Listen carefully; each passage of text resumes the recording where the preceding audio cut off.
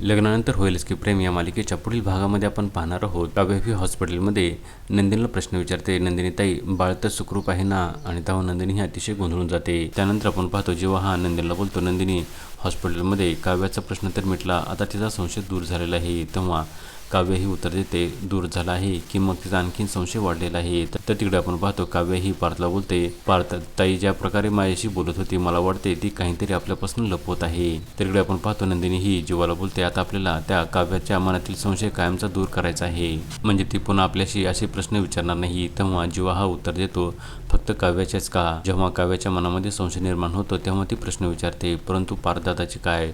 जेव्हा त्याच्या मनामध्ये प्रश्न निर्माण होतात तेव्हा तो त्याचे उत्तर शोधतो आणि तेव्हा दोघेही चिंतेमध्ये पडलेले असतात. तर तिकडे आपण पाहतो पार्थ काव्याला बोलतो, काव्य म्हणजे तुम्हाला नेमकं म्हणायचं काय आहे? नंदिनी ही खोटे पोट लावून मिरवत आहे का? पुढे येणाऱ्या भागामध्ये जीवा व नंदिनी हे आपल्या प्रेग्नन्सी बद्दलचे सर्व सत्य पार्थ आणि काव्याला सांगणार की मग त्यांना सर्व सत्य समजणार, हे पाहणे अतिशय रंजक ठरणार आहे. लग्नानंतर होईलच की प्रेम या मालिकेचे सर्व अपडेट्स पाहण्यासाठी आमच्या चॅनलला लाईक करा, शेअर करा आणि सबस्क्राईब करायला विसरू नका.